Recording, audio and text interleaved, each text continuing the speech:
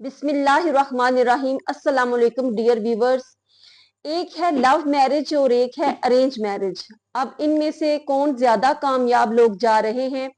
जैसे कि नाम से जाहिर है लव मैरिज, इसमें पहले लव होता है और उसके बाद लव मैरिज होती है। तो ये लव मैरिज जो होती है, जाहिर है पहले ही दो अफराद एक दूसरे से रिलेशनशिप में होते हैं और कितने अरसे से होते हैं। ये बाज ज्यादा लेटेस्ट होते हैं, बाज कम होते हैं। तो जब शादी होती है तो उसके बाद वो चूंकि पहले ही एक दूसरे को जानते होते हैं काफी अरसे से, तो जल्दी एक दूसरे से उकता जाते हैं, एक दूसरे की आदत से वाकिफ होते हैं और लड़ाई झगड़ों तक नौबत जल्दी आ जाती है। इसके बरक्स जो अरेंज मैरिज है, उसमें चूंकि बड़े जो हैं वो ये चीज सिलेक्ट करते हैं, चूज करते हैं हम सफर, लड़के को लड़की को। तो उसमें एक दूसरे को जानने के लिए, पहचानने के लिए एक तकल्लुफ के साथ ही कुछ अरसा जो है वो इंतहाई खुशहाली में पुरसकून गुजर जाता है। और उसके बाद अल्लाह ताला कोई औलाद की नेमत से उनको नवाज देता है, जो कि उनके रिश्ते को मजीद मजबूत बना देता है। तो इस लिहाज से देखने में ये आता है कि जो अरेंज मैरिज होती है वो ज्यादा कामयाब जा रही है इस दौर में। तो जो कि लव मैरिज जो होती है, पहले आता है लफ्ज लव।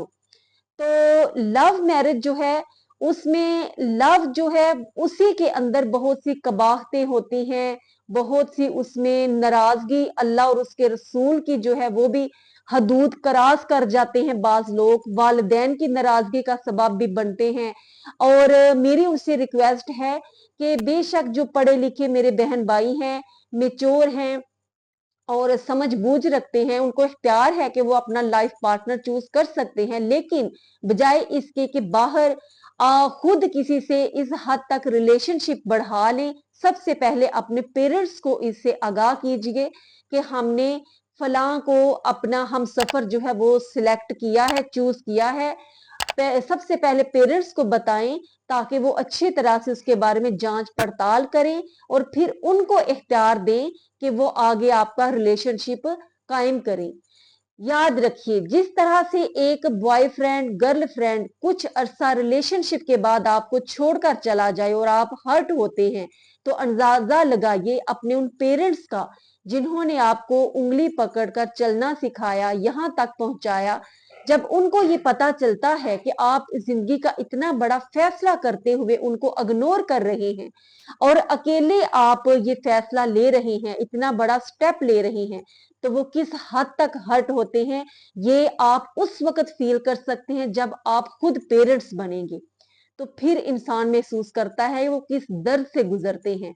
तो बेशक हर फैसले में, किसी भी फैसले में जिंदगी के में आप स्टेप लें, कम अज कम जिंदगी का हम सफर चूज करते हुए अपने पेरेंट्स को जरूर शामिल कीजिए। उनकी राय के बगैर कोई कदम ना उठाइए।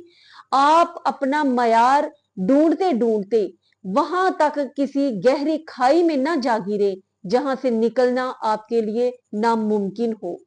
जरूरी नहीं कि एजुकेटेड लोगों के साथ एजुकेटेड लोग जो हैं वही जिंदगी अच्छी गुजार सकते हैं। बाज बहुत एजुकेटेड लोग जो हैं वो भी ऐसे होते हैं कि उनको कोई मैनर नहीं होते। अगर आप एजुकेटेड हैं और आपका हम सफर कम एजुकेटेड आपको मिल रहा है, तो हो सकता है वो बर्दाश्त में, सबर में, खुश अखलाकी में, मजाजी में, आपकी केयर करने में आपसे ज्यादा अच्छा हो।